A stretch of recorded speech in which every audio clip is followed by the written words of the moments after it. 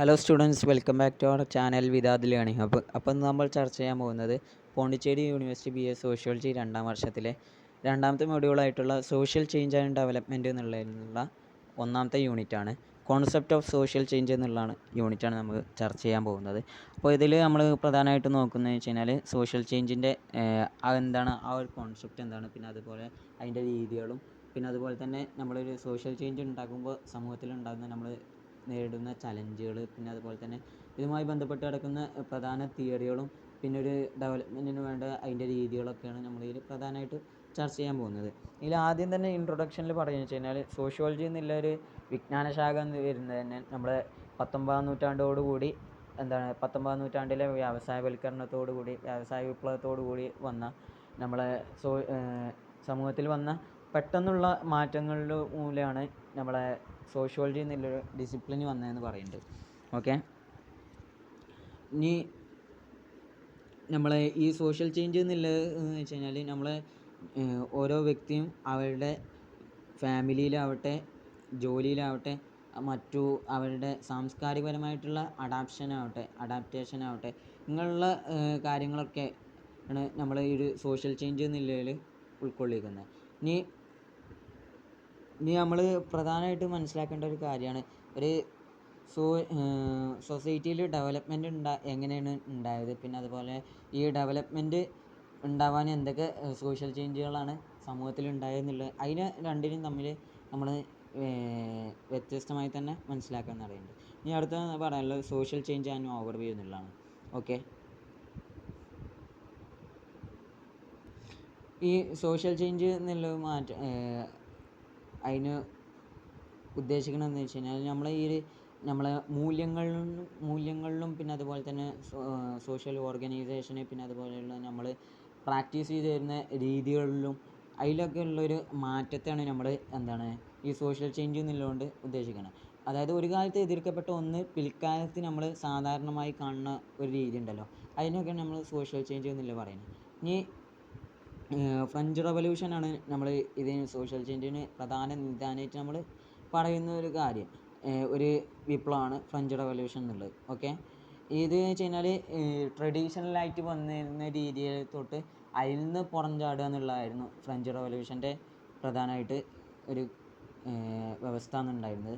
അത് നമ്മളെ liberty, equality, fraternity, അതായത് സ്വാതന്ത്ര്യം, സമത്വം, സാഹോദര്യം, ഈ ഒരു ഐഡിയോളജി വെച്ചുകൊണ്ടാണ് നമ്മളെ ഫ്രഞ്ച് റവല്യൂഷന് അന്ന് ഉണ്ടായിരുന്നത്. പിന്നെ നമ്മളെ ഈ സോഷ്യൽ ചേഞ്ച് എന്നുള്ളത് എന്താണ്, നമ്മളെ സാമ്പത്തികപരമായിട്ടും ജനസംഖ്യാപരമായിട്ടും, പിന്നെ അതുപോലെ സാങ്കേതികപരവും, പിന്നെ രാഷ്ട്രീയപരവും, സാംസ്കാരികവും, പിന്നെ ഓരോ വ്യക്തിയുടെ സൈക്കോളജി അനുസരിച്ച് വരെ നമ്മൾ ഈ സോഷ്യൽ ചേഞ്ച് മാറി വരും എന്നുള്ളതാണ് പറയുന്നത്. ഓക്കെ, ഇനി രാമകൃഷ്ണ മുഖർജി എന്നുള്ള ആൾ, അദ്ദേഹം നമ്മളെ ഈസ്റ്റിലുള്ള ഡെവലപ്പിംഗ് കൺട്രീസിനെ അനലൈസ് ചെയ്തുകൊണ്ട് അവിടെയുള്ള സോഷ്യൽ ചേഞ്ചിനെ പ്രധാനമായിട്ടും ഈ ഒരു 3-4 കാര്യങ്ങളിൽ അദ്ദേഹം പറഞ്ഞുണ്ടായി. ആദ്യമായിട്ട് അദ്ദേഹം പറഞ്ഞത് വെച്ച് കഴിഞ്ഞാൽ നമ്മളെ ഈ സൊസൈറ്റിയിലായിട്ടുള്ള കാര്യങ്ങളൊക്കെ, സാമൂഹികപരമായിട്ടുള്ള കാര്യങ്ങളൊക്കെ നമ്മളെ ഈ സാമ്പത്തികവും സാങ്കേതികവിദ്യയുടെയും രാഷ്ട്രീയപരമായിട്ടും സാംസ്കാരികപരമായിട്ടും ജനസംഖ്യാപരമായിട്ടും അങ്ങനെയുള്ള ഒരുപാട് കാര്യങ്ങളിലുള്ള മാറ്റങ്ങളിൽ ഇവിടെ നമുക്ക് കാണാൻ സാധിക്കുന്നതാണ്. പിന്നെ ഇങ്ങനെയുള്ള കാര്യങ്ങൾ നമ്മളെ ഓരോ വ്യക്തിയുടെയും സ്വഭാവത്തിലും അവരുടെ രീതിയിലൊക്കെ മാറ്റം വരും. അങ്ങനെയുള്ള അങ്ങനെ മൊത്തത്തിൽ അങ്ങനെ മാറുമ്പോൾ വലിയ ട്രാൻസ്ഫോർമേഷനും മറ്റുമൊക്കെ ഇവിടെ കാണാൻ സാധിക്കുന്നതുണ്ട്. ഓക്കെ,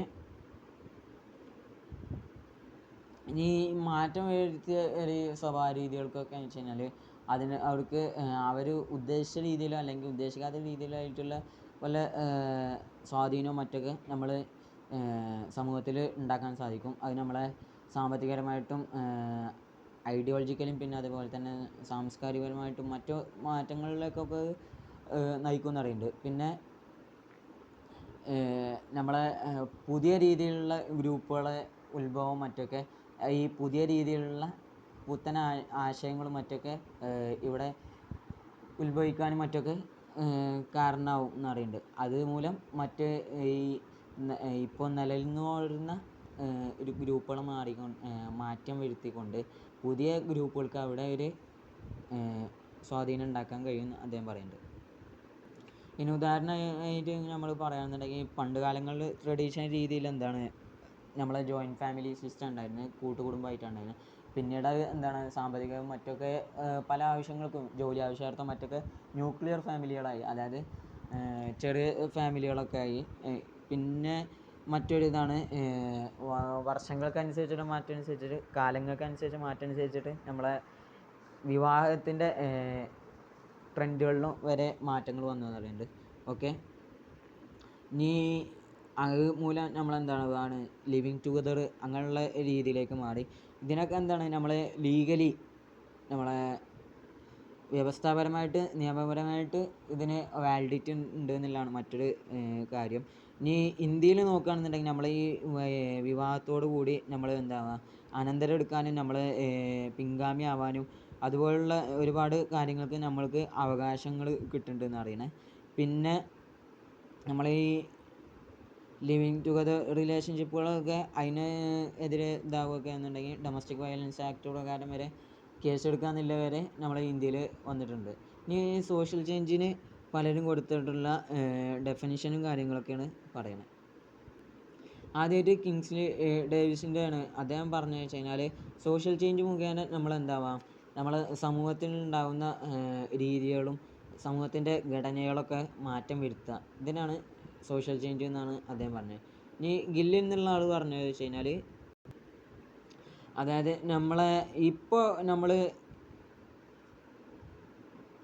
ഇപ്പോൾ സ്വീകരിച്ചു പോരുന്ന ഒരു രീതികളുണ്ടാവുമല്ലോ, നമ്മളെ സമൂഹത്തിൽ ഉണ്ടാകുന്ന ഓരോ രീതികളൊക്കെ ഉണ്ടല്ലോ, അതിൽ നിന്നും വ്യത്യസ്തമായിക്കൊണ്ട് നമ്മൾ അതിൻ്റെ ഉള്ളിൽ നിന്നുകൊണ്ട് തന്നെ നമ്മൾ പ്രവർത്തിക്കുക. പിന്നെ അതേമാതിരി നമ്മൾ പുതിയ ഐഡിയോളജിയും കാര്യങ്ങളിലേക്കൊക്കെ കൊണ്ടുവന്നിട്ട് അതിലേക്ക് നമ്മളെ പഴയ രീതിയെ ലയിപ്പിച്ചുകൊണ്ട് ഒന്നായിട്ട് മുന്നേറുക. ഇതിനാണ് അദ്ദേഹം ഗില്ലിൻ എന്നുള്ളൊരു സോഷ്യൽ ചേഞ്ച് എന്നുള്ളതുകൊണ്ട് ഉദ്ദേശിച്ചത്. ഇനി എം.ഇ. ജോൺസ് എന്നുള്ള ആൾ സോഷ്യൽ ചേഞ്ച് എന്നുള്ളതുകൊണ്ട് ഉദ്ദേശം എന്ന് വെച്ച് കഴിഞ്ഞാൽ സമൂഹത്തിൻ്റെ ഉള്ളിലോ അല്ലെങ്കിൽ നമ്മളെ ഈ സമൂഹത്തിൻ്റെ വ്യത്യസ്തപരമായിട്ടുള്ള പ്രോസസ്സുകളിലോ അതിൻ്റെ പ്രക്രിയകളിലോ അതിൻ്റേതായിട്ടുള്ള സ്ട്രക്ചറിലൊക്കെ വല്ല മാറ്റങ്ങളും കൊണ്ടുവരുത്തുക എന്നുള്ളതാണ് നമ്മൾ എം.ഇ. ജോൺസ് എന്നുള്ള ആൾ സോഷ്യൽ ചേഞ്ചിനെ ഡിഫൈൻ ചെയ്തത്. ഇനി H.T. മസുംദാർ എന്നുള്ള ആൾ പറഞ്ഞതെന്ന് വെച്ച് കഴിഞ്ഞാൽ നമ്മുടെ സമൂഹത്തിൽ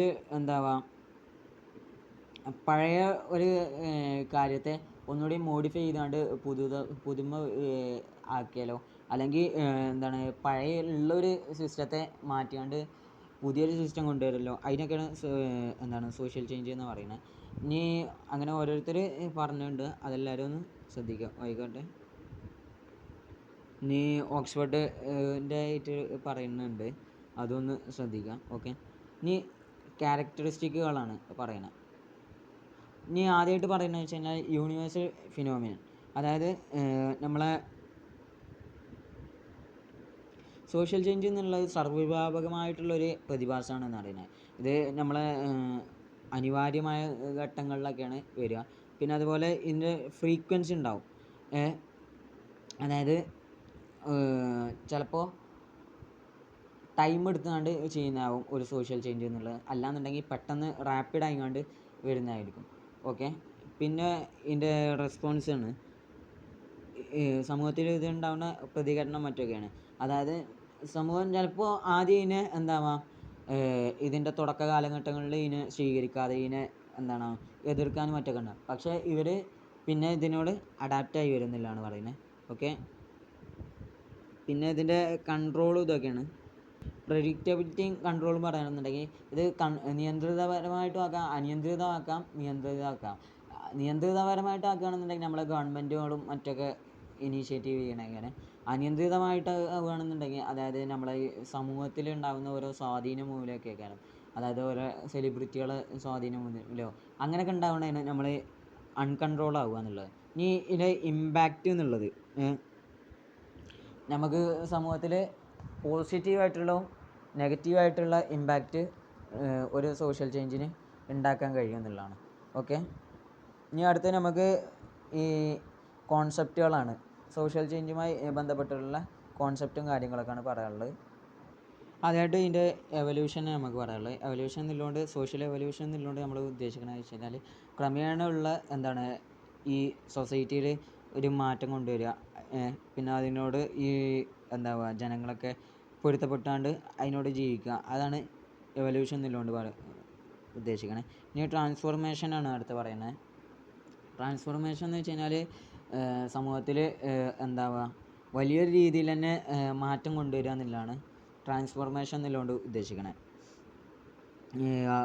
ഇതെന്ന് വെച്ച് കഴിഞ്ഞാൽ നമ്മളെ സമൂഹത്തിലുള്ള ഒന്നായിട്ടുള്ളൊരു സംസ്കാരത്തിൻ്റെയോ അല്ലെങ്കിൽ ഒരു വലിയൊരു രീതിയിൽ തന്നെ നമുക്ക് സമൂഹത്തിൻ്റെ എന്തെങ്കിലും ഒരു ഘടനയിൽ മാറ്റം വരുത്താൻ കഴിയുക. ഇതിനൊക്കെയാണ് നമ്മൾ ഇതുകൊണ്ട് ഉദ്ദേശിക്കണേ. ഓക്കെ. ഇനി ഇന്ത്യൻ സൊസൈറ്റിയിൽ നോക്കുകയാണെന്നുണ്ടെങ്കിൽ നമ്മളെ വുമൺസ് എംപവർമെൻറ്റ്, സ്ത്രീ ശാക്തീകരണം ഇതിന് നല്ലൊരു ഉദാഹരണമാണ് പറയുന്നത്. ഇനി അടുത്ത ഡിഫ്യൂഷൻ, ഇതിൻ്റെ വ്യാപനമാണ് പറയുന്നത്.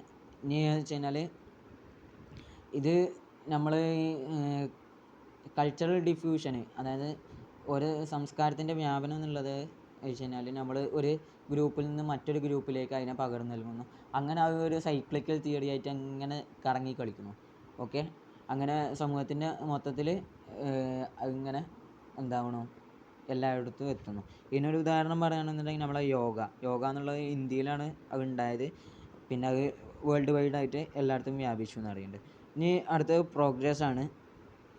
ഓക്കെ. നമ്മളെ സമൂഹത്തിൽ എന്തെങ്കിലും ജനങ്ങളുടെ സിവിലിയൻസിൻ്റെ ജീവിത രീതി, അവരുടെ ഉന്നതിയൊക്കെയാണ് ഇതുകൊണ്ട് ഉദ്ദേശിക്കുന്നത്. ഇത് പല കാര്യങ്ങൾ കൊണ്ട് നമുക്ക് അളക്കാൻ കഴിയും. അതിൽ പെട്ടെന്ന് നമ്മളെ ഉയർന്ന ജീവിത രീതി, വിദ്യാഭ്യാസം, ആരോഗ്യരംഗം, പിന്നെ ജോലി, വരുമാന മാർഗ്ഗങ്ങൾ, പിന്നെ അതുപോലെ രാഷ്ട്രീയം, ഇതൊക്കെ അതിൽ ഭാഗമാണ്. പിന്നെ മറ്റൊന്നാണ് അഡാപ്റ്റേഷൻ എന്നുള്ളത്. ഇത് നമ്മൾ എങ്ങനെയാണ് ഒരു സമൂഹം അല്ലെങ്കിൽ ഒരു ഗ്രൂപ്പ് ഈ മുൻപുണ്ടായിരുന്നൊരു അവസ്ഥാവിശേഷത്തിൽ നിന്ന് മാറിക്കൊണ്ട് ഇപ്പോൾ ഉള്ള മാറി വന്ന സോഷ്യൽ ചേഞ്ചിലേക്ക് എങ്ങനെ അവർ അഡാപ്റ്റ് ആവുന്നു, എങ്ങനെ അവർ അതിനോട് ഇണങ്ങിച്ചേരുന്നതിനെ പറ്റിയിട്ടാണ് ഇതിൽ പറയുന്നത്. ഇതിന് ഉദാഹരണമായിട്ട് പറയുന്നത് കിരിബാത്തിയിലെ റെഫ്യൂജികളാണ്. കിരിബാത്തി എന്നുള്ളതെന്ന് വെച്ച് കഴിഞ്ഞാൽ ഒരു പസഫിക് റീജിയണിലുള്ള ഒരു ഐലൻഡ് നാഷനാണ്. ഓക്കെ. ഈ ക്ലൈമറ്റ് ചേഞ്ചിനനുസരിച്ചിട്ട് എന്താവാറുണ്ട്, അവിടെയുള്ള സീ ലെവലിലുള്ള വേലിയേറ്റം, വേലിയിറക്കം, അങ്ങനെയുള്ള ഒരുപാട് പ്രശ്നങ്ങളും മറ്റൊക്കെ ഉണ്ടാവാറുണ്ട്. വെള്ളക്കയറ്റം ഇതൊക്കെ ഉണ്ടാകുന്ന സമയത്ത് അവിടെയുള്ള ജനങ്ങളെ കിരിബാത്തി ഗവൺമെൻറ് മുൻകൈ എടുത്തുകൊണ്ട് തന്നെ ഫിജിയിലേക്ക് കൊണ്ടുപോകാറുണ്ട്. അപ്പോൾ അവരവിടെ ക്ലൈമറ്റ് റെഫ്യൂജീസ് ആയിട്ട് അവരുടെ ഇടയിൽ ജീവിക്കും. അങ്ങനെ ഉള്ളൊരു അഡാപ്റ്റേഷൻ, അങ്ങനെ അവരുടെ ഇടയിൽ ഇങ്ങനെ ജീവിച്ച് അവരിൽ ഒരാളാവണം. പിന്നെയും ഇവിടെ ക്ലൈമറ്റ് ഒക്കെ ആകുമ്പോൾ കിരിബാത്തിയിലേക്ക് വരുന്നു. അങ്ങനെയുള്ള കാര്യങ്ങൾ. ഇനി റിഫോമുകളാണ്, പരിഷ്കാരങ്ങളാണ്. റിഫോമുകൾ എന്നുള്ള സോഷ്യൽ റിഫോം എന്നുള്ളത് എന്താ വെച്ച് കഴിഞ്ഞാൽ നമ്മൾ സമൂഹത്തിൽ പോസിറ്റീവായിട്ടുള്ളൊരു കാര്യത്തെയാണ് നമ്മൾ ഇൻഡിക്കേറ്റ് ചെയ്യാൻ വേണ്ടിയിട്ടാണ് സോഷ്യൽ റിഫോം എന്നുള്ളത് പറയുന്നത്. ഓക്കെ.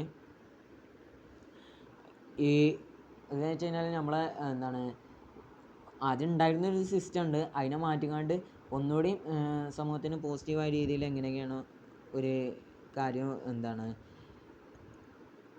അഡ്രസ്സ് ചെയ്യാൻ കഴിയുന്നത്, അതിനാണ് നമ്മൾ സോഷ്യൽ റിഫോം എന്നുള്ളതുകൊണ്ട് പറഞ്ഞത്. ഇനി അടുത്തൊന്ന് ഇന്നോവേഷനാണ്. അതായത് ഓരോ കാര്യങ്ങൾ പുതുമയോടുകൂടി നമ്മൾ ചെയ്യാമെന്നുള്ളതാണ് ഇതുകൊണ്ട് ഉദ്ദേശിക്കുന്നത്. അതായത് പുതിയ രീതിയിലോ അല്ലെങ്കിൽ അതിന് അഡ്വാൻസ് ആയിട്ടുള്ള രീതികളുണ്ടാവുമല്ലോ, പുതിയ നൂതന സാങ്കേതിക വിദ്യകൾ ഉപയോഗിച്ചുകൊണ്ട് ചെയ്യുക, അങ്ങനെയുള്ള കാര്യങ്ങളൊക്കെയാണ് ഇതുകൊണ്ട് പറയുന്നത്. ഇത് വെച്ച് കഴിഞ്ഞാൽ നമ്മളെ ശാസ്ത്ര സാങ്കേതിക വിദ്യ, പിന്നെ അതുപോലെ പ്രൊഡക്റ്റുകൾ, പിന്നെ നമ്മളെ സർവീസുകൾ, അങ്ങനെയുള്ള ഒരുപാട് കാര്യങ്ങളിലൂടെ നമ്മൾക്ക് ഈ ഇന്നോവേഷനുകൾ നടത്താൻ കഴിയുമെന്ന് പറയുന്നത്. പിന്നെ അടുത്തൊന്ന് റവല്യൂഷനാണ്. ഇത് വിപ്ലവാത്മകമായിട്ടുള്ള മാറ്റങ്ങൾ കൊണ്ടുവരിക എന്നുള്ളതാണ്. അതായത് നമ്മളെ ചരിത്രപരമായിട്ടുള്ള മാറ്റങ്ങൾ കൊണ്ടുവരിക സമൂഹത്തിൽ. ഇപ്പോൾ ഉണ്ടായിരുന്നൊരു വ്യവസ്ഥയെ മാറ്റിക്കൊണ്ട് അപ്പാടെ തകർത്തുകൊണ്ട് പുതിയൊരു രീതിയിലേക്ക് മാറ്റിക്കൊണ്ടുവരിക എന്നുള്ളതൊക്കെയാണ് നമ്മൾ ഈ റവല്യൂഷണറി ഇതുകൊണ്ട് ഉദ്ദേശിക്കുന്നത്. ഓക്കെ, ഇനി ഇതിൻ്റെ ഫോംസ് ഓഫ് സോഷ്യൽ ചേഞ്ചാണ് നമുക്ക് പറയാനുള്ളത്. ഇതിൻ്റെ രീതികളും കാര്യങ്ങളൊക്കെ പറയണേ. ഇനി ആദ്യമായിട്ട് പറയാനുള്ളത് ഇവല്യൂഷണറി ചേഞ്ചാണ്. ഇതിന് എന്താണ് ഓർഗാനിക് ചേഞ്ച് എന്നുള്ള മറ്റൊരു പേര് കൂടിയുണ്ട്. ഇതെന്ന് വെച്ച് കഴിഞ്ഞാൽ നമ്മൾ ക്രമേണ നമ്മളെ രീതിയിൽ എന്താണ് മാറ്റം വരുത്തുക, സമൂഹത്തിൻ്റെ ഘടനകളിൽ മാറ്റം വരുത്തുന്നതിനാണ് എവല്യൂഷണറി ചേഞ്ച് എന്ന് പറയുന്നത്. ഈ എവല്യൂഷണറി ചേഞ്ച് ഉണ്ടാവുക നമ്മളെ സാമൂഹികപരവും സാമ്പത്തികപരവും പിന്നെ രാഷ്ട്രീയപരമായിട്ടുള്ള കാര്യങ്ങളും പിന്നെ അതുപോലെ തന്നെ സാങ്കേതിക വിദ്യയുടെ അഡ്വാൻസ്മെൻറ്റോടുകൂടി അങ്ങനെയൊക്കെ ഉണ്ടാവുമെന്ന് അറിയുന്നുണ്ട്. അവിടെ മാർക്ക് ചെയ്ത കാര്യങ്ങളൊക്കെ ഒന്ന് വായിക്കുക. പിന്നെ മറ്റൊന്നാണ് റവല്യൂഷണറി ചേഞ്ച്. റവല്യൂഷണറി ചേഞ്ച് വെച്ച് കഴിഞ്ഞാൽ പെട്ടെന്നുള്ളൊരു മാറ്റമാണ്. നമ്മൾ സമൂഹത്തിൽ ഉണ്ടാകുന്ന പെട്ടെന്നുള്ളൊരു മാറ്റത്തെയാണ് എന്താണ് റവല്യൂഷണറി ചേഞ്ച് എന്നതുകൊണ്ട് ഉദ്ദേശിക്കുന്നത്. റവല്യൂഷണറി ചേഞ്ച് പ്രധാനമായിട്ടും എന്താവുക, നമ്മളെ പൊളിറ്റിക്കൽ പരമായിട്ടുള്ള രാഷ്ട്രീയപരമായിട്ടുള്ള കാര്യങ്ങളിലായിരിക്കും ഉണ്ടാവുക. ഇനി അനോമി എന്നുള്ളൊരു ഇതാണ് അടുത്ത നമുക്ക് പറയാനുള്ളത്.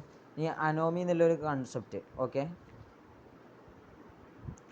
അനോമി എന്നുള്ള കോൺസെപ്റ്റ് വരുന്നത് വെച്ച് കഴിഞ്ഞാൽ നമ്മളെ ക്ലാസിക്കൽ സോഷ്യോളജിസ്റ്റ് ആയിട്ടുള്ള എമിലി ദുർക്കിമാണ് അനോമി എന്നുള്ള ഇത് കോയിൻ ചെയ്യുന്നത്. അതേ ഈ അനോമി എന്നുള്ളതുകൊണ്ട് ഉദ്ദേശിക്കണമെന്ന് വെച്ച് കഴിഞ്ഞാൽ നമ്മൾ ഈ ഒരു സമൂഹത്തിൽ ഉണ്ടായിരിക്കുന്ന ഒരു രീതിയോട് ഇപ്പോൾ ഉള്ളൊരു അവസ്ഥാവിശേഷം ഉണ്ടല്ലോ, അങ്ങനെ ഒരു രീതി ഉണ്ടല്ലോ, അതിനൊരു ബ്രേക്ക് ഡൗൺ, അതിനൊരു തടയിടുക എന്നുള്ളതാണ് ഈ അനോമി എന്നുള്ളതുകൊണ്ട് ഉദ്ദേശിക്കണത്.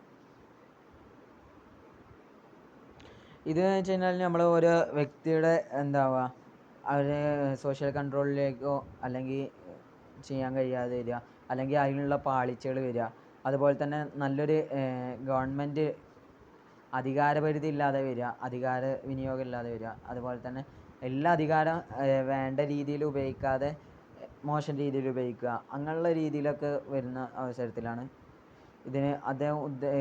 ഇതുകൊണ്ട് അദ്ദേഹം ഉദ്ദേശിച്ചത്. ഓക്കെ, അങ്ങനെ എന്താവുന്നു, ഇതിനെതിരെ പോരാടുന്നു, അങ്ങനെ പെട്ടെന്നൊരു റവല്യൂഷൻ ഉണ്ടാവുന്നു, അങ്ങനെയുള്ള മാറ്റങ്ങൾ വരുന്നു. ഇതാണ് അദ്ദേഹം ഉദ്ദേശിച്ചത്. ഇതിന് ഉദാഹരണമാണ് നമ്മളെ 2011 നടന്നിട്ടുള്ള അറബ് വസന്തം, അറബ് സ്പ്രിങ് എന്നുള്ളത്. ഓക്കെ, ഇത് നമ്മളെ ടുണീഷ്യ, ഈജിപ്ത്, ലിബിയ ഇവിടെയുള്ള രാഷ്ട്രീയ ജീവിതത്തെ നന്നായി ബാധിച്ചു എന്ന് പറയുന്നുണ്ട്. അന്നുണ്ടായിരുന്ന രാഷ്ട്രീയക്കാരൊക്കെ മാറ്റി പുതിയ രാഷ്ട്രീയ അവിടെ കൊണ്ടുവരാൻ സാധിച്ചു എന്ന് പറയുന്നുണ്ട്. ഇനി മറ്റൊരു ചേഞ്ചാണ് റിഫോർമാറ്റീവ് ചേഞ്ച് എന്നുള്ളത്. റിഫോർമാറ്റീവ് ചേഞ്ച് എന്നുള്ളതുകൊണ്ട് ഉദ്ദേശിക്കണമെന്ന് വെച്ച് കഴിഞ്ഞാൽ നമ്മൾ എന്താണ് വളരെയധികം പ്ലാൻ ആയിക്കൊണ്ട് പിന്നെ അതുപോലെ ക്രമേണ ഉള്ളൊരു മാറ്റങ്ങൾ കൊണ്ടുവരിക എന്നുള്ളതാണ്. അതായത് ഇത് നല്ല രീതിയിൽ പ്ലാൻ ചെയ്തുകൊണ്ട് എങ്ങനെ ഒരു കാര്യം എക്സിക്യൂട്ട് ചെയ്യണം എന്നുള്ളതിനെ പറ്റിയിട്ടൊക്കെ നല്ല ദീർഘവീക്ഷണത്തോടു കൂടി പ്ലാൻ ചെയ്തുകൊണ്ട് ഒരു കാര്യത്തെ ചെയ്യുക എന്നുള്ളതാണ് ഇതുകൊണ്ട് ഉദ്ദേശിക്കണത്. ഇത് ഉണ്ടാവുക ഇതിൻ്റെ ഓരോ ഇനീഷ്യേറ്റീവായിട്ട് ഉണ്ടാവുക നമ്മളെ സോഷ്യൽ മൂവ്മെൻറ്റുകൾ ഉണ്ടാവും, പിന്നെ അതുപോലെ ഗവൺമെൻറ്റുകൾ ഉണ്ടാവും, ചില പൗര ഇതുണ്ടാവും, കൂട്ടായ്മകളുണ്ടാവും, പിന്നെ അതുപോലെ NGO ഉണ്ടാവും, അങ്ങനെയുള്ള കാര്യങ്ങളൊക്കെയാണ് ഇതിൻ്റെ പിന്നാലെ ഉണ്ടാവുക. ഇതിന് നമ്മൾ പ്ലാനഡ് സോഷ്യൽ ചേഞ്ച് എന്നും ഡയറക്റ്റഡ് സോഷ്യൽ ചേഞ്ച് എന്നുള്ള പേരും അറിയപ്പെടുന്നുണ്ട്.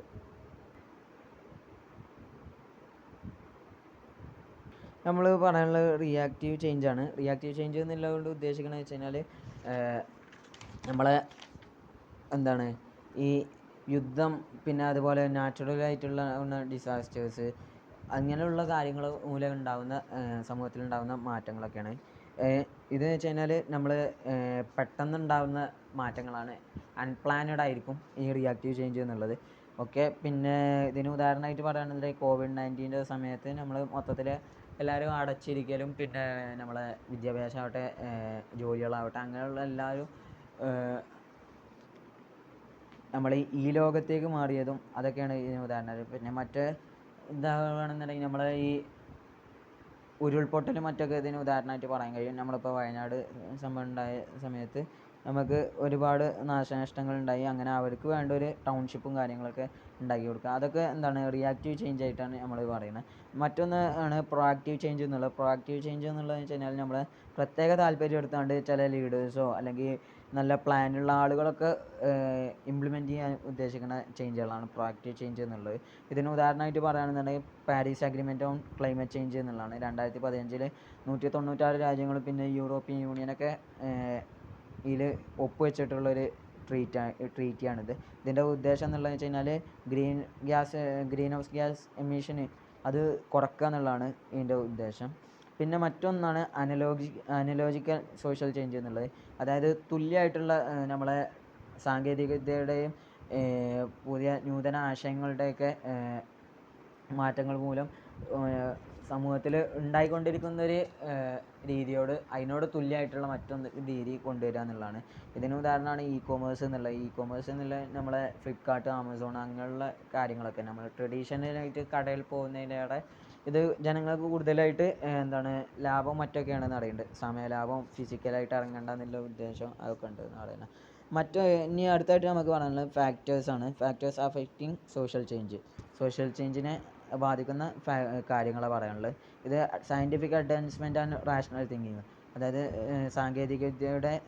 ശാസ്ത്ര സാങ്കേതിക വിദ്യയുടെ അഡ്വാൻസ് ആയിട്ടുള്ള കാര്യങ്ങൾ, പിന്നെ അതുപോലെ യുക്തിചിന്തയാണ് ആദ്യമായിട്ട് പറയാനുള്ളത്. ഇത് സയൻറ്റിഫിക് അഡ്വാൻസ്മെൻറ്റ് എന്ന് വെച്ച് കഴിഞ്ഞാൽ നമ്മൾ പുതിയതായിട്ടുള്ള വിജ്ഞാന ശാഖകളും ടെക്നോളജി, സാങ്കേതിക വിദ്യ, ടൂളുകൾ അങ്ങനെയുള്ള ഒരുപാട് കാര്യങ്ങൾ പുതിയതായിട്ട് ഇവിടെ ഉൽപ്പാദിപ്പിക്കുകയും അതിനെ പരിചയപ്പെടുത്തി കൊടുക്കുകയും അതെങ്ങനെയാണ് ഓരോ വ്യക്തിയുടെയും ഓർഗനൈസേഷൻ്റെയും മറ്റൊക്കെ സമൂഹത്തിൻ്റെയൊക്കെ എങ്ങനെയാണ് അത് ബാധിക്കണമെന്നും അത് എങ്ങനെ ഫങ്ഷൻ ചെയ്യുന്നു എന്നുള്ളതിനെ പറ്റിയൊക്കെ നോക്കലാണ്. എന്നാൽ റാഷണൽ തിങ്കിങ്, യുക്തിചിന്ത എന്നുള്ളതെന്ന് വെച്ച് കഴിഞ്ഞാൽ നമ്മളെ സമൂഹത്തിൽ ഉണ്ടാകുന്ന ട്രഡീഷണലി നമ്മൾ പരമ്പരാഗതമായി ശീലിച്ചു വരുന്നൊരു വിശ്വാസത്തെയൊക്കെ ചോദ്യം ചെയ്തുകൊണ്ട് വരിക എന്നുള്ളതാണ് റാഷണൽ തിങ്കിങ് കൊണ്ട് ഉണ്ടാകുന്ന കാര്യങ്ങൾ. ഇനി മറ്റൊന്നാണ് ഡെമോഗ്രാഫിക്സ്. അതായത് നമ്മൾ ജനസംഖ്യാപരമായിട്ടുള്ള കണക്കുകളിലും കാര്യങ്ങളിലൊക്കെ സൈസിലും ഇതിലൊക്കെ മാറ്റം വരിക എന്നുള്ളതാണ്. ഓക്കെ, ഇനി യൂത്ത് പോപ്പുലേഷൻ നന്നായി കൂടുക എന്നുള്ളത് ഇവിടെ അൺഎംപ്ലോയ്മെൻറ്റും പിന്നെ അതുപോലെ പോവർട്ടി അങ്ങനെയുള്ള ഒരുപാട് കാര്യങ്ങളിലേക്ക് നയിക്കുന്നുണ്ടെന്ന് അറിയുന്നത്. ഇനി മറ്റൊരു ഇതാണ് എക്കണോമി എന്നുള്ളത്, സാമ്പത്തിക രംഗം. അത് നമ്മളെ മൈഗ്രേഷന് അതുപോലുള്ള ഒരുപാട് കാര്യങ്ങളിലേക്ക് നമ്മളെ ഉയർന്ന രീതിയിലുള്ള സമ്പത്ത് ലഭിക്കുന്നിടത്തേക്ക് നമ്മൾ മൈഗ്രേറ്റ് ചെയ്യുന്നു. അങ്ങനെയുള്ള രീതികളൊക്കെ നമ്മൾ സോഷ്യൽ ചേഞ്ചിനെ ബാധിക്കുന്നുണ്ട്. പിന്നെ എൻവിറോൺമെൻറ്റ്, നമ്മളെ പരിസ്ഥിതി ബാധിക്കുന്നുണ്ട്. അതായത് നമ്മളെ നാച്ചുറൽ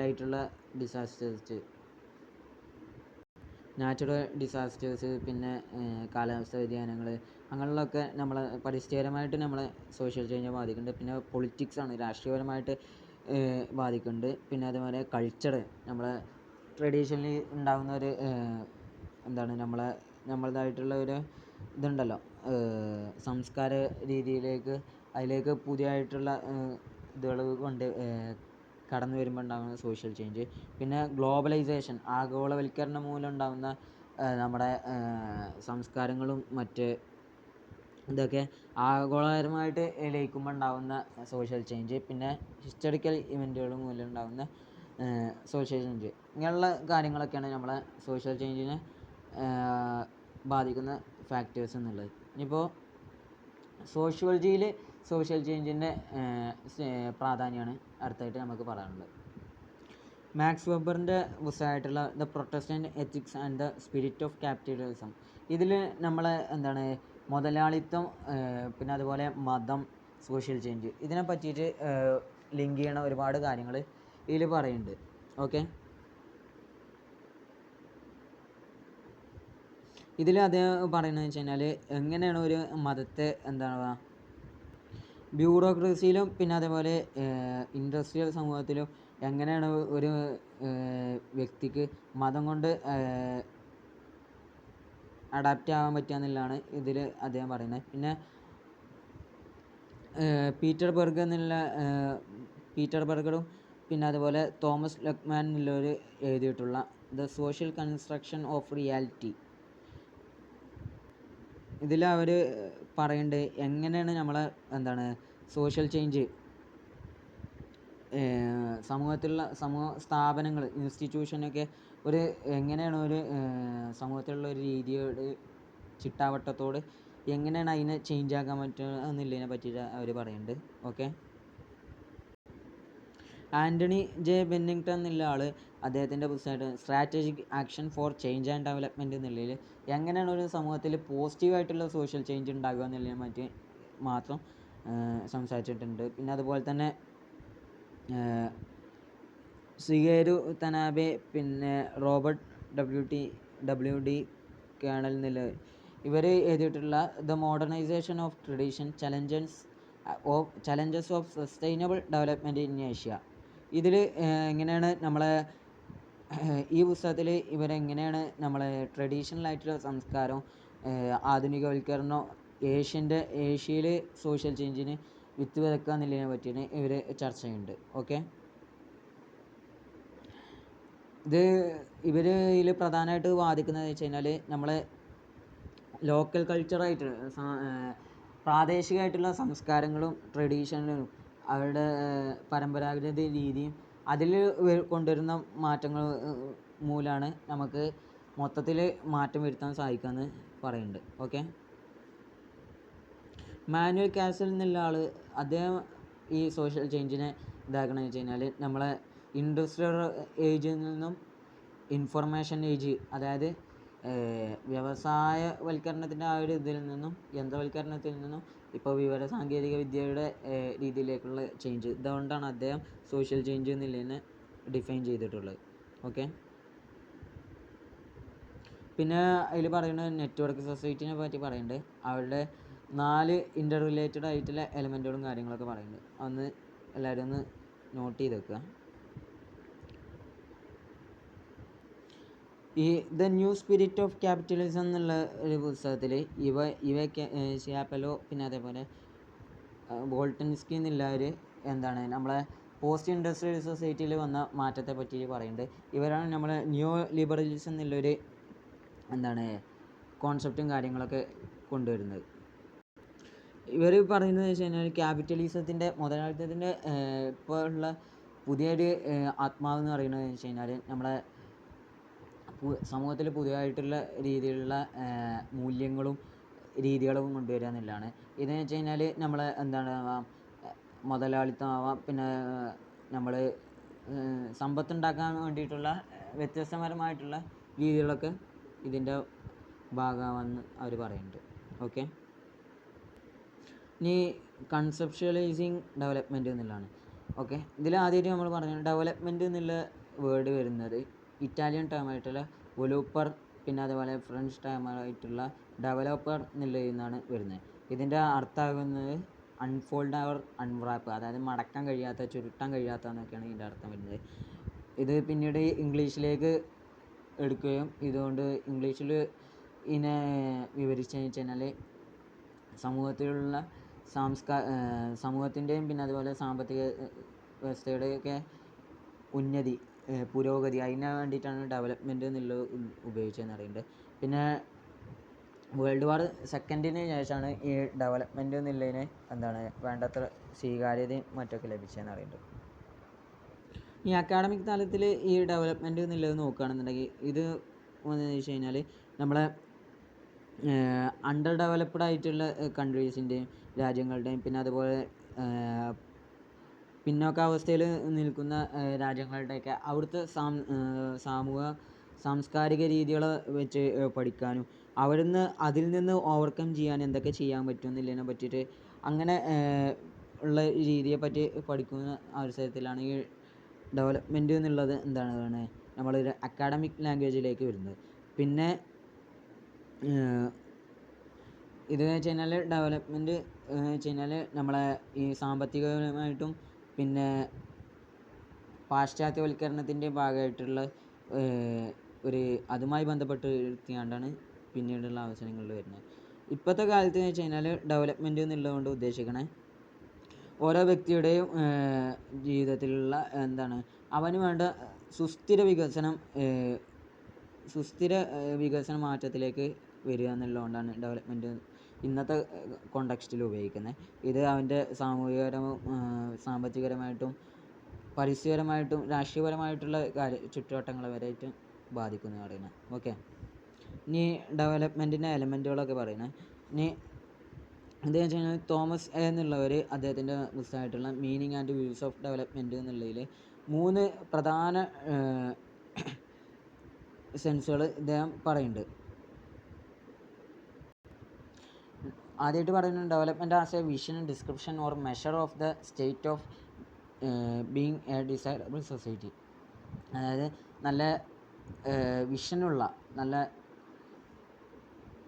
നല്ല കാഴ്ചപ്പാടുള്ള ഇതും പിന്നെ അതുപോലെ തന്നെ നല്ല ഒരു ആഗ്രഹത്തോടെ ഉന്നതി വേണമെന്ന് ആഗ്രഹിച്ച് കൊണ്ട് ജീവിക്കുന്ന ഒരു സമൂഹത്തിൽ കൊണ്ടുവരുന്ന മാറ്റത്തെയാണ് ഡെവലപ്മെൻറ്റ് എന്ന് പറയുന്നത് അദ്ദേഹം പറഞ്ഞിട്ടുണ്ട്. രണ്ടാമതായിട്ട് പറയുന്നത് വെച്ച് കഴിഞ്ഞാൽ ഡെവലപ്മെൻറ്റ് എന്നുള്ളത് എന്താണ്, ഒരു ചരിത്രപരമായിട്ടുള്ളൊരു കാര്യമാണ്. അതെന്ന് വെച്ച് കഴിഞ്ഞാൽ നമ്മളെ കാലക്രമേണ ഇങ്ങനെ മാറി മാറി വരുന്നൊരു പ്രോസസ്സാണെന്ന് പറയുന്നത്. ഓക്കെ. പിന്നെ മൂന്നാമതായിട്ട് അദ്ദേഹം പറയുന്നത് വെച്ച് കഴിഞ്ഞാൽ ഗവൺമെൻറ്റിൻ്റെയോ ഓർഗനൈസേഷനുകളുടെയോ അല്ലെങ്കിൽ സോഷ്യൽ മൂവ്മെൻറ്റുകളുടെയോ ഇവ എല്ലാത്തിൻ്റെയും എന്താണ് ശ്രദ്ധയോടുള്ള കൂട്ടത്തോടുള്ള ഒരു ഇമ്പ്രൂവ്മെൻറ്റിനാണ് അദ്ദേഹം പറയുന്നത്. ഒരു സമൂഹത്തിൽ ഉണ്ടാകുന്ന ഒരു മാറ്റത്തിന് വേണ്ടിയിട്ട് ഇവരെല്ലാവരും ഒരുപോലെ പ്രവർത്തിക്കുന്നൊരു ഇതാണ് പറയുന്നത്. ഇതിന് ഉദാഹരണമായിട്ട് നമ്മളെ സർവ ശിക്ഷാ അഭിയാൻ എന്നില്ല പറയുന്നുണ്ട്.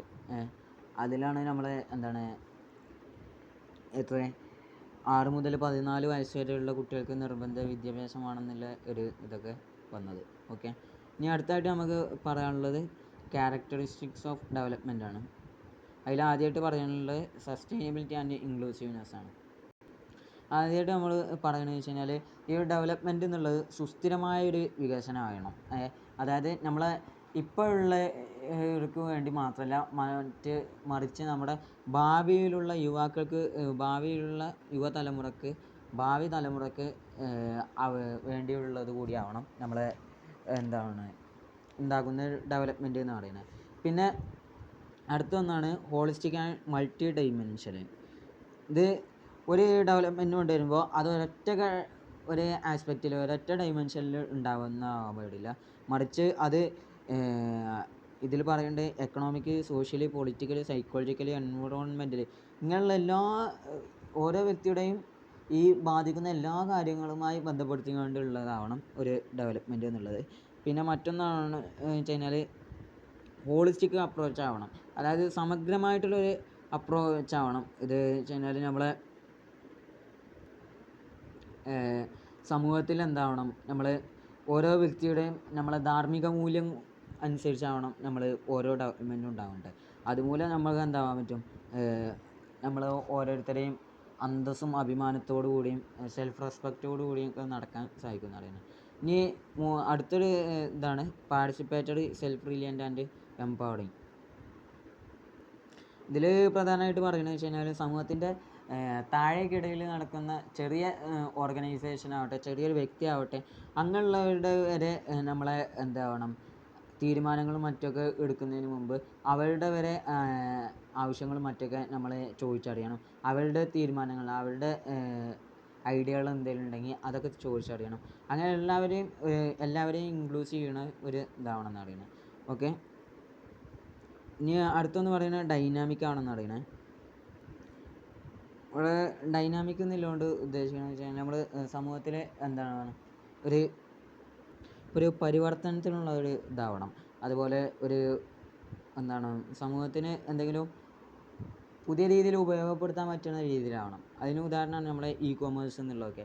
അതായത് നമ്മൾ കൂടുതൽ സമയത്തൊന്നും കൺസപ്ഷൻ ചെയ്യാതെ തന്നെ നമുക്ക് ഉപയോഗപ്പെടുത്താവുന്നതാണ്. മറ്റൊന്നാണ് ഡിസ്ട്രിബ്യൂട്ടീവ് ജസ്റ്റിസ് എന്നുള്ളത്. ഇതിൽ വെച്ച് കഴിഞ്ഞാൽ നമ്മളെ ഡെവലപ്മെൻറ്റ് ഉള്ളതുകൊണ്ട് നമ്മളെ സമൂഹത്തിലുള്ള അസമത്വവും അനൈക്യവും പിന്നെ പോവർട്ടി, ദാരിദ്ര്യം, ഡിസ്ട്രിബ്യൂട്ടീവ് ജസ്റ്റിസ് ഇതിനെ പറ്റിയിട്ടൊക്കെ നമ്മൾ അഡ്രസ്സ് ചെയ്യണം എന്ന് പറയുന്നത്. ഓക്കെ. ഇനി dimensions and indicators of development ഇതിനെ പറ്റിയിട്ടാണ് പറയാനുള്ളത്. പിന്നെ ഇതിൽ ആദ്യമായിട്ട് പറയുന്നത് എക്കണോമിക് ഡൈമെൻഷനുകളാണ്. ഇതിലാദ്യമായിട്ട് പറയുന്ന രാജ്യത്തിൻ്റെ സമഗ്രമായ സാമ്പത്തിക വ്യവസ്ഥയ്ക്ക് വേണ്ടിയിട്ടുള്ള ഡെവലപ്മെൻറ്റും പിന്നെ നല്ല രീതിക്ക് വേണ്ട കാര്യങ്ങളൊക്കെ ചെയ്യണം എന്നുള്ളതാണ്. ഇതിൽ പ്രധാനമായിട്ടും ഫോളോ ചെയ്യേണ്ട കാര്യങ്ങളൊക്കെയാണ്, എല്ലാവരും ഫോളോ ചെയ്യേണ്ട കാര്യങ്ങളാണ് ഈ താഴെ കൊടുത്തിട്ടുള്ളത്. പിന്നെ മറ്റൊന്നാണ് സോഷ്യൽ ഡൈമെൻഷൻ എന്നുള്ളതുകൊണ്ട് എന്താണ് ഒരു വ്യക്തിക്ക് വേണ്ട അവൻ്റെ വിദ്യാഭ്യാസം, നല്ല ജോലികൾ, പിന്നെ അതുപോലെ എല്ലാവർക്കും ഒരുപോലെയുള്ള പരിചരണം, പിന്നെ അതുപോലെ അവർക്ക് വേണ്ട പരിസ്ഥിതി, ഇതുപോലെയുള്ള അതിൽ പെട്ടാണ് നമ്മളെ വെള്ളം, ശുചിത്വം, ആരോഗ്യരംഗം, ഇതൊക്കെ നമുക്ക് ഓരോ വ്യക്തിക്കും വേണ്ട രീതിയിൽ നൽകുക എന്നുള്ളതാണ് സോഷ്യൽ ഡൈമെൻഷനിൽ വരുന്നത്. അതിൽ സോഷ്യൽ ഡെവലപ്മെൻറ്റിൽ ഉൾക്കൊള്ളുന്ന കാര്യങ്ങളാണ് ഈ താഴെ പറയുന്നത് നോക്കുക. ഇനി അടുത്ത ഒന്നാണ് പൊളിറ്റിക്കൽ ഡൈമെൻഷൻ എന്നുള്ളത്. പൊളിറ്റിക്കൽ ഡൈമെൻഷൻ എന്നുള്ളതുകൊണ്ട് ഉദ്ദേശിക്കുന്നത് ഓരോ വ്യക്തിക്കും അവരുടേതായിട്ടുള്ള പ്രാതിനിധ്യം, അവരുടേതായിട്ടുള്ള റെപ്രസെൻറ്റേഷനും മറ്റൊക്കെ നൽകാൻ സാധിക്കുക എന്നുള്ളതാണ് പറയുന്നത്. ഇതിൽ വരുന്ന കാര്യങ്ങളാണ് താഴെ വരുന്നത്. ഓക്കെ, ഇനി അടുത്ത എൻവിറോൺമെൻറ്റൽ ഡൈമെൻഷനാണ്. എൻവിറോൺമെൻറ്റൽ ഡൈമെൻഷൻ എന്ന് പറയുന്നത് വെച്ച് കഴിഞ്ഞാൽ ഒരു സുസ്ഥിര വികസനത്തിന് വേണ്ടിയിട്ട് ഒരു വ്യക്തിക്ക് ചെയ്തു കൊടുക്കാൻ കഴിയുന്ന കാര്യങ്ങളും മറ്റൊക്കെയാണ്. ഇതിന് താഴെ വരുന്നതാണ് ഈ കാർബൺ ഡൈ ഓക്സൈഡ് എമിഷനും മറ്റൊക്കെ നോക്കുക. പിന്നെ മറ്റൊന്നാണ് കൾച്ചറൽ ഡൈമെൻഷൻ എന്നുള്ളത്. കൾച്ചറൽ ഡൈമെൻഷൻ എന്നുള്ളതുകൊണ്ട് ഉദ്ദേശിക്കുന്നത് ഓരോ വ്യക്തിയുടെ അല്ലെങ്കിൽ ഒരു കമ്മ്യൂണിറ്റിയുടെ അവരുടേതായിട്ടുള്ള അവർക്ക് സെൽഫ് ബിലോങ്ങിങ് ആയിട്ടുള്ളൊരു ഐഡൻറ്റിറ്റി, അവരുടേതായിട്ടുള്ളൊരു അടിസ്ഥാന മാനം നൽകുക എന്നുള്ളതൊക്കെയാണ് ഈ കൾച്ചറൽ ഡൈമെൻഷൻ കൊണ്ട് ഉദ്ദേശിക്കുന്നത്. ഇനി മറ്റൊന്നാണ് സൈക്കോളജിക്കൽ ഡൈമെൻഷൻ. സൈക്കോളജിക്കൽ ഡൈമെൻഷനാണ് ഇവിടെ ഏറ്റവും കോംപ്ലക്സ് ആയിട്ട് കുറച്ച് പ്രാവർത്തികമാക്കാൻ വേണ്ടി കുറച്ച് ബുദ്ധിമുട്ടുള്ളതെന്ന് പറയുന്നത്. ഇതിൽ ഗ്രോസ് ഹാപ്പിനെസ് ഇൻഡെക്സ് പ്രധാനമാണ്. ഓക്കെ, അതൊക്കെ ഒന്ന് നോക്കുക. ഇനി അടുത്തത് നമുക്ക് പറയാനുള്ളത് ഡെവലപ്മെൻറ്റ് തിയറികളാണ്. ഡെവലപ്മെൻറ്റ് തിയറികളിൽ ആദ്യമായിട്ട് പറയുന്നത് മോഡേണൈസേഷൻ തിയറിയാണ്. ഓക്കെ, ആദ്യമായിട്ട് ഇതിൽ പറയുന്നത് സ്റ്റേജസ് ഓഫ് എക്കണോമിക് ഗ്രോത്ത് ആണ്. റോസ്റ്റോ എന്നുള്ള ആളാണ് അതിന് കോയിൻ ചെയ്തിട്ടുള്ളത്. ഇദ്ദേഹം എന്ന് വെച്ച് കഴിഞ്ഞാൽ ഒരു അമേരിക്കൻ സാമ്പത്തിക ശാസ്ത്രജ്ഞനാണ്. 20ാം നൂറ്റാണ്ടിലുള്ള ഒരു വ്യക്തിയാണ്. നമ്മളെ ജോൺ എഫ് കെന്നഡിയുടെ മന്ത്രിസഭയിലൊക്കെ ഉണ്ടായിരുന്ന ഒരു വ്യക്തിയാണ്. ഓക്കെ, നമ്മളെ അതേ പുസ്തകം ഇറക്കി, നമ്മളെ എ നോൺ കമ്മ്യൂണിസ്റ്റ് മാനിഫെസ്റ്റോ എന്നുള്ള പേരിൽ. ഓക്കെ, അതാണ് ഈ നമ്മുടെ അന്നത്തെ സാമ്പത്തിക രീതിയും മറ്റൊക്കെ പറഞ്ഞുകൊണ്ട് ഉണ്ടായിരുന്നത്. അതിൽ വെച്ച് കഴിഞ്ഞാൽ അന്ന് ഡെവലപ്ഡ് കൺട്രി എന്നുള്ളതുകൊണ്ട് അല്ലെങ്കിൽ ഡെവലപ്പിംഗ് കൺട്രി എന്നുള്ളതുകൊണ്ട് ഉദ്ദേശിച്ചതെന്ന് വെച്ച് കഴിഞ്ഞാൽ നമ്മളെ എന്താവണം, കൂടുതൽ പവറുള്ള അല്ലെങ്കിൽ കൂടുതൽ സമ്പത്തുള്ള വെസ്റ്റേൺ രാജ്യങ്ങളെ ഉദ്ദേശിക്കാനാണ് അന്ന് മോഡേണൈസേഷൻ എന്നുള്ളതൊക്കെ ഉദ്ദേശിച്ചിരുന്നത്. ഇത് അദ്ദേഹം ഡെവലപ്മെൻറ്റ് ഒരു രാജ്യത്ത് ഉണ്ടാവണമെന്നുണ്ടെങ്കിൽ ഈ 5 സ്റ്റേജുകളുമാണെന്ന് അദ്ദേഹം പറഞ്ഞിട്ടുണ്ടായിരുന്നു. അതിന് ഉള്ള 5 സ്റ്റേജുകളാണ്: 1 traditional society, 3 pre condition to take off, 3 take off, 4 drive to maturity, 5 high mass consumption. അതായത് ആദ്യമായിട്ട് ഒരു ട്രഡീഷണലായിട്ട് ജീവിക്കുന്ന ഒരു സമൂഹം വേണം. ഇനി അവരിൽ നിന്ന് ഈ പുതിയ രീതിയിലേക്ക് മാറ്റം വരുത്താൻ കഴിയണം. മൂന്നാമത്തെ അവരിൽ മാറ്റം വരുത്തണം. പിന്നെ അവരിൽ നാലാമതായിട്ട് വരുന്ന അവരെ ഈ ഇതൊക്കെ പറഞ്ഞ് മനസ്സിലാക്കിയിട്ട് അവർ മെച്യൂരിറ്റിയിലേക്ക് അവരെ എത്തിക്കണം. പിന്നെ ഹൈ മാസ് കൺസപ്ഷൻ, അതായത് ഈ പുതിയ ഡെവലപ്മെൻറ്റോടുകൂടെ കൂടുതൽ ഉപയോഗങ്ങളും മറ്റൊക്കെ നടത്തുക. ഈ 5 കാര്യങ്ങളാണ് ഉണ്ടായിരുന്നത്. ഇത് ഈ നോൺ കമ്മ്യൂണിസ്റ്റ് മാനിഫെസ്റ്റോ എന്ന് അദ്ദേഹം ഈ പുസ്തകത്തിന് പേരിടാൻ കാരണം വെച്ച് കഴിഞ്ഞാൽ ഇതേ പുസ്തകം എഴുതുന്ന USA-ൻ്റെയും USSR-ൻ്റെയും ഇടയിലുള്ള ആ കോൾഡ് വാറിൻ്റെ സമയത്താണ്. USSR നമുക്കറിയാലോ ഒരു കമ്മ്യൂണിസ്റ്റ് രാജ്യമായിരുന്നു. അവർക്കെതിരെ ഒരു ഹാസ്യരൂപേണ ആണ് ഇതിൻ്റെ പേര് വരുന്നത്. ഓക്കെ, ഇനി മോഡേണൈസേഷൻ ആൻഡ് സോഷ്യൽ ചേഞ്ച്. ഈ തിയറി എന്ന് വെച്ചാൽ നമ്മളെ ടാലിക്കട്ട് പാഴ്സൺ എന്നുള്ളതാണ്. അതേ ഒരു സ്ട്രക്ചറൽ ഫങ്ഷണലിസം എന്നുള്ള തിയറി കൊണ്ട് അറിയപ്പെട്ട ഒരു അമേരിക്കൻ സോഷ്യോളജിസ്റ്റാണ് ടാലിക്കട്ട് പാഴ്സൺ എന്നുള്ളത്. അദ്ദേഹത്തിൻ്റെ അഭിപ്രായ പ്രകാരം മോഡേണൈസേഷൻ എന്ന് പറഞ്ഞു കഴിഞ്ഞാൽ നമ്മളെ പ്രീ മോഡേൺ ട്രഡീഷണൽ സൊസൈറ്റികളൊക്കെ എന്താവുക, നമ്മളെ ഈ വ്യവസായവൽക്കരണത്തിലേക്ക് മാറുക എന്നുള്ളതാണ് അദ്ദേഹം മോഡേൺ സൊസൈറ്റി എന്നുള്ളതുകൊണ്ട് ഉദ്ദേശിച്ചത്, മോഡേണൈസേഷൻ എന്നുള്ളതുകൊണ്ട് ഉദ്ദേശിച്ചത്. ഓക്കെ, ഇനി അദ്ദേഹത്തിൻ്റെ വർക്കായിട്ട് സോഷ്യലിസ്റ്റ് എന്ന നിലയിൽ നമ്മളെ ഇന്ത്യയൊക്കെ അദ്ദേഹം ട്രഡീഷണൽ സൊസൈറ്റിയിലായിട്ടാണ് അദ്ദേഹം കണക്കാക്കിയിട്ടുള്ളത്. ഇനി അടുത്തൊരു തിയറിയാണ് ഡിപ്പെൻഡൻസി തിയറി എന്നുള്ളത്. ഈ ഡിപ്പെൻഡൻസി തിയറി എന്നുള്ളത് വരുന്നത് നമ്മളെ ആൻഡ്രോ ഗുണ്ടർ ഫ്രാങ്ക് എന്നുള്ള വ്യക്തിയാണ് ഈ തിയറി ഫോം ചെയ്യുന്നത്. ഇദ്ദേഹം ഇതിൽ വാദിക്കുന്നതെന്ന് വെച്ച് കഴിഞ്ഞാൽ ഈ ഡെവലപ്പിംഗ് കൺട്രീസ് ഉണ്ടല്ലോ, അവർ ഡെവലപ്പിംഗ് ആയി വരുന്നത് അവരുടെ പരമ്പരാഗതമായിട്ടുള്ള സംസ്കാര രീതി കൊണ്ട് മാത്രം അല്ല, പക്ഷേ അവർ ഈ ഡെവലപ്ഡ് ആയിട്ടുള്ള രാജ്യങ്ങളുമായിട്ടുള്ള അവരുടെ ബന്ധങ്ങൾ കൊണ്ടാണ് അവർ ഡെവലപ്പിംഗ് ആയി വരുന്നതെന്നാണ് അദ്ദേഹം പറയുന്നത്. ഓക്കെ, ഇനി മറ്റൊരു തിയറിയാണ് വേൾഡ് സിസ്റ്റം തിയറി എന്നുള്ളത്. ഈ വേൾഡ് സിസ്റ്റം തിയറി എന്നുള്ളത് കൊണ്ടുവരുന്നത് ഇമ്മാനുവൽ വാളർസ്റ്റൈൻ എന്നുള്ള വ്യക്തിയാണ്. അത് ഇതിൽ പറയുന്നത് വെച്ച് കഴിഞ്ഞാൽ നമ്മളെ ഓരോ രാജ്യങ്ങളും അദ്ദേഹം കാറ്റഗറി ചെയ്ത് വർഗീകരിച്ചത് അവരുടെ സാമൂഹികവും സാമ്പത്തികപരമായിട്ടുള്ള സ്റ്റാറ്റസിനനുസരിച്ചിട്ടായിരുന്നു. പിന്നെ ഈ തിയറിയിൽ നമ്മളെ ഈ ഡെവലപ്പിങ്ങും ഡെവലപ്ഡും ആയിട്ടുള്ള രാജ്യങ്ങൾക്കിടയിലുള്ള സമ്പത്തിൻ്റെ ഡിസ്ട്രിബ്യൂഷൻ, അതിനുള്ള അസമത്വത്തെ പറ്റിയിട്ടും അദ്ദേഹം പറയുന്നുണ്ട്. ഓക്കെ, ഈ സിസ്റ്റം മൂലം 3 സോണുകളായിട്ട് അദ്ദേഹം തിരിക്കുന്നുണ്ട്: the core, periphery and semi periphery എന്നുള്ളത്. കോർ എന്നുള്ളത് വെച്ച് കഴിഞ്ഞാൽ ഈ എക്കണോമിക്കലി സാമ്പത്തികപരമായിട്ടും രാഷ്ട്രീയപരമായിട്ടും ഡൊമിനൻ്റ് ആയിട്ടുള്ള രാജ്യങ്ങളാണ് കോർ നിലയിൽ വരുന്നത്. അതിൽ വരുന്ന രാജ്യങ്ങളാണ് അതൊക്കെ. ഇനി അടുത്താണ് പെരിഫറി എന്നുള്ളത്. പെരിഫറി എന്നുള്ളത് വെച്ച് കഴിഞ്ഞാൽ അണ്ടർ ഡെവലപ്ഡ് കൺട്രീസാണ്, അതായത് ഇപ്പോഴും ഡെവലപ്പിംഗ് ആയി വരുന്നേ ഉള്ളൂ. ഡെവലപ്ഡ് അല്ലാത്ത കൺട്രീസ്, അത് ബോത്ത് അവരുടെ സാമ്പത്തികപരമായിട്ടും രാഷ്ട്രീയപരമായിട്ടും അങ്ങനെ തന്നെ അണ്ടർ ഡെവലപ്ഡ് ആണ്. അങ്ങനെയുള്ള രാജ്യങ്ങൾ അതിൽ പെട്ടാണ് അഫ്ഗാനും ഇതൊക്കെയാണ് പറയുന്നത്. ഇനി മൂന്നാമതായിട്ട് വരുന്നത് സെമി പെരിഫറി കൺട്രീസാണ്. സെമി പെരിഫറി കൺട്രീസ് എന്ന് വെച്ച് കഴിഞ്ഞാൽ ഇത് ഈ കോറിൻ്റെയും പെരിഫറലിൻ്റെയും രണ്ടിൻ്റെയും സ്വഭാവങ്ങളുള്ള രാജ്യങ്ങൾ. അപ്പോൾ ചില സമയങ്ങളിൽ അവർക്ക് എന്താവാം, പൊളിറ്റിക്സിൽ നല്ല ഡൊമിനൻസ് ഉണ്ടാവാം, പ്രാതിനിധ്യം നല്ല ഉയർച്ച ഇതൊക്കെ ഉണ്ടാവും. ആ സമയം എക്കണോമിക്സിൽ സാമ്പത്തിക രംഗത്തിൽ തകർച്ചയിലാവാം. ചില സമയത്ത് എക്കണോമിക്സ് ഉഷാറാവാം, പക്ഷേ പൊളിറ്റിക്സ് മോശമാവാം. അങ്ങനെയുള്ള അവസ്ഥ, അതാണ് സെമി പെരിഫറി കൺട്രീസ് എന്നുള്ളതുകൊണ്ട് അദ്ദേഹം ഉദ്ദേശിച്ചത്. ഓക്കെ, ഇനി മറ്റൊന്നാണ് പോസ്റ്റ് ഡെവലപ്മെൻറ്റ് തിയറികളെ പറ്റിയിട്ടാണ് നമുക്ക് പറയാനുള്ളത്. ഇതിൽ പറയണതെന്ന് വെച്ച് കഴിഞ്ഞാൽ ഡേവിഡ് മൂസ് ഒരു ബ്രിട്ടീഷ് ആന്ത്രപ്പോളജിസ്റ്റാണ്. അദ്ദേഹത്തിൻ്റെ പുസ്തകമായിട്ടുള്ള cultivating development and ethnography of aid policy and practice.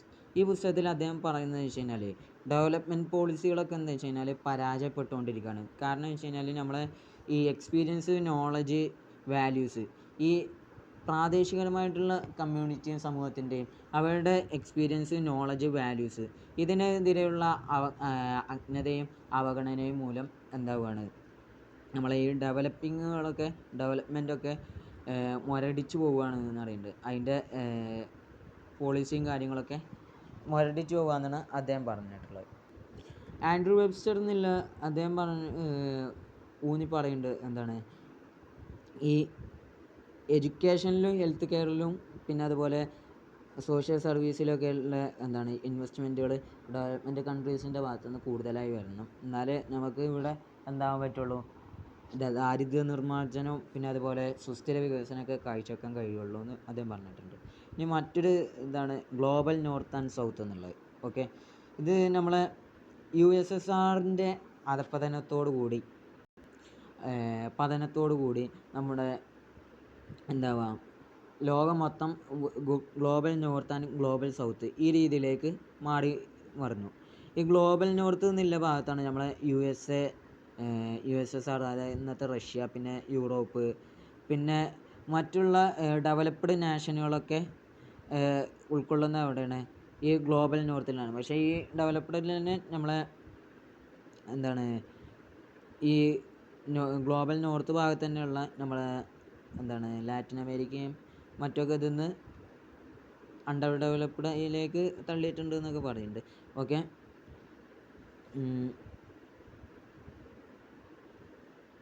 ഇതിന് കാരണമായിട്ട് പറയുന്നത് വെച്ച് കഴിഞ്ഞാൽ പുതിയ കാലത്തുള്ള നിയോ കൊളോണിയലിസം ഉണ്ടായി എന്ന് പറയുന്നത്, അതായത് അമേരിക്കയും മറ്റൊക്കെ മേധാവിത്വം മൂലം ഉണ്ടാകുന്ന പ്രശ്നങ്ങളാണെന്ന് പറയുന്നത്.